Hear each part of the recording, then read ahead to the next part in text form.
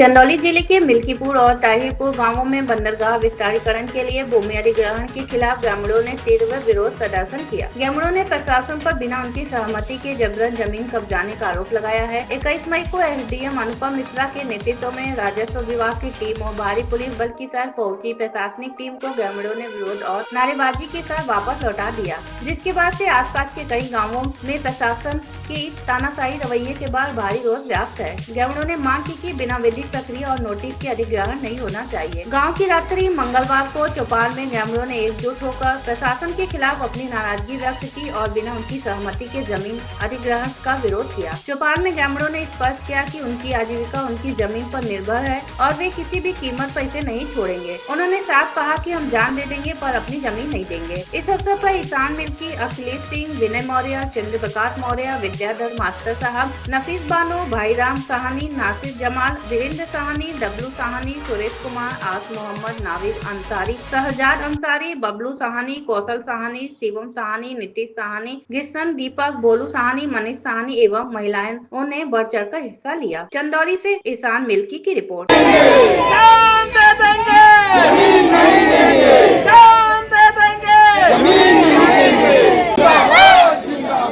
इसकी रक्षा कौन करेगा? हम करेंगे, हम करेंगे। कैसे करेंगे?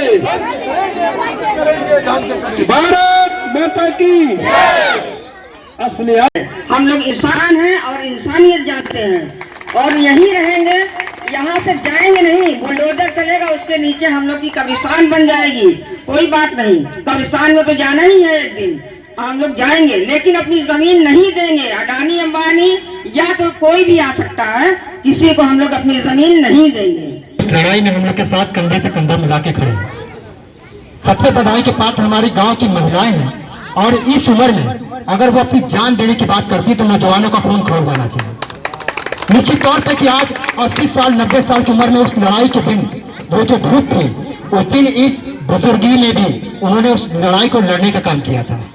80 या 90 साल की ये है, लेकिन उनकी लाठी लेके ये बैठी हुई थी और सबको वहां खड़ा किया था। साथ में जितनी महिलाएं हैं सब लोग उस दिन पूरा लाव लश्कर के साथ। सोचिए कि पीएससी आ जाती है, प्रशासन आ जाता है, बुलडोजर खड़ा है, अच्छे अच्छे लोग वहां से भागने का काम कर देते। लेकिन ये मिल्कीपुर ताहिरपुर के लोगों की मर्दानगी थी और वो जोश था, क्योंकि ये सब लोग जानते हैं कि इस गांव में हमारे बुजुर्गों ने किस तरीके से हम लोगों को पाला है, पोषा है और उनकी ये सरजमीन है। जैसे हिंदुस्तान में हम रहते हैं और अपने हिंदुस्तान से अगर कोई गद्दारी करता है, जिस दिन हमें जरूरत होती है और हम अपने देश के साथ खड़े नहीं होते तो हमें देशद्रोही कहा जाता है। उसी तरीके से आज हम इस गांव में हैं और मिलाकर के आज खड़े रहने की जरूरत है। हमने उस दिन मीडिया में भी ये बात कही थी कि हमारे गांव में 80% ऐसे लोग हैं जो मां गंगा से अपने पालन पोषण करने का काम करते हैं और ये सरकार उन्हीं के पेट पे लात मारने का काम कर रही है। हम सब लोग को इस चीज के लिए खड़े होने की जरूरत है यहाँ पे, क्योंकि अभी तो बहुत लोग को ये लग रहा हो कि कुछ लोग लड़ाई लड़ रहे हैं, लेकिन आप सबसे एक चीज का निवेदन करना चाहूंगा, ये किसी पार्टी का ये लड़ाई नहीं है, ये सपा बसपा भाजपा की लड़ाई नहीं है, ये किसी हिंदू मुसलमान की लड़ाई नहीं है, ये हम लोगों के अस्तित्व की लड़ाई है। क्योंकि आज जब हम इस गांव से उतर जाएंगे तो ये जान लीजिएगा कि हम कहीं के नहीं रह पाएंगे, कटोरा हाथ में होगा। क्योंकि इस गांव में आधे से ज्यादा ऐसे लोग हैं जो अपनी जमीन पे भी नहीं है, वो किसी दूसरे के जमीन पे बसे हुए। जिस दिन ये बंदरगाह लेके जाएगा वो पैसा एक आदमी के खाते में जाएगा और आप लोग को एक चवन्नी नहीं मिलने वाली। तो आप लोग को ये लड़ाई लड़ना बहुत जरूरी है, क्योंकि अगर हम आज नहीं लड़े, क्योंकि जब अंग्रेजों ने हमारे पर हुकूमत की थी उन्होंने भी यही किया था, हमें बांटने का काम किया था। अभी पूर्व प्रधान जी ने कहा है कि हिंदू मुसलमान बहुत से लोग कर रहे होंगे, बहुत से लोग नहीं आए, हमें इससे कोई शिकायत किसी से भी नहीं है, क्योंकि सबकी अपनी अपनी परेशानियां हैं। लेकिन हमें यह पता है कि पूरा गांव एक साथ एक जगह खड़ा है, ये हम सब लोग जान रहे हैं। इसीलिए हम लोगों ने एक प्लान ये बनाया था कि हम लोग जगह जगह नुक्कड़ सभाएं करेंगे। कोई की हम लोग से छूट गया होगा, कोई रात में नहीं, कोई दिन में लेबराई करता होगा, मजदूरी करता होगा, वो उस दिन नहीं आ पाया होगा। इसलिए हम लोग ने रात का अभियान चलाया था कि एक नुक्कड़ सभाएं हम लोग छोटी छोटी करेंगे। हम लोग आप लोग के बीच में आते हैं, जागरूक करने का काम करते हैं। हम लोग लड़ाई जमीन पे भी लड़ेंगे, हम लोग लड़ाई कानूनी तौर पे भी लड़ेंगे, क्योंकि कहा गया है कि अगर जोश पे तेरे होश रहा तो सारा जमाना बदलेगा। निश्चित तौर पे हमें जोश तो दिखाना है, लेकिन होश भी बरकरार रखना है। जिस दिन प्रशासन हमारे सामने होता है तो हमें अपने होश को बरकरार रखना होगा, क्योंकि प्रशासन ये चाहता है कि गांव के लोग गलती करें, आप उनके सामने गलती करेंगे, वो आपके ऊपर मुकदमा ठोकेंगे, लाठीचार्ज करेंगे। लेकिन जिस दिन हम कानूनी हिसाब से उनसे बात करेंगे, उस दिन प्रशासन की पूरी मंशा थी कि गांव के लोगों को लठिया करके जबरदस्ती कब्जा किया जाए। लेकिन दाद देने की हमारे गांव के सभी लोगों का कि उन्होंने एक भी इंच अपनी न जमीन दी है और न अपने हौसले को टिकने दिया वहां से। वो अडिग रहे कि हम कानूनी तौर, हम लोगों ने एसडीएम साहब से यही बात की थी कि एसडीएम साहब आपके पास कोई परमिशन है तो बता दीजिए, एसडीएम साहब आपके पास कोई अधिकार हो जेसीबी लेके आने का तो बता दीजिए, कब्जा कर लेंगे तो वो आ जाए, उनकी गुंडाई भी उनको मुबारक हो और हमारी गुंडाई भी मुबारक हो, लेकिन हम संवैधानिक तौर पे अपनी गुंडाई को उनके सामने कब्जा करेंगे। और यहाँ की एक इंच ये भी हम कहना चाहते हैं कि यहाँ पे हमारे उनको ये जानकारी नहीं होगी कि हमारे गांव में हिंदू मुसलमान एक साथ रहते हैं और उसकी मानगी हमें इसलिए भी देखने को मिलती है कि यहाँ जब श्रृंगार होता है हमारे हिंदू मुसलमान भाई एक साथ खड़े होते हैं। और जिस दिन श्रृंगार होता है, हाजी साहब आप आए हैं बनारस, आपको बता दें कि हमारे हिंदू भाई लोग उस दिन मजार पर चादर भी चढ़ाते हैं। गाजी बाबा का जब मेला होता है हमारे काम करते हैं। तो ये सरकार ये जान ले कि यहाँ वो किसी हिंदू मुसलमान में अगर बांटना चाहेगी ना तो वो भी नहीं होगा।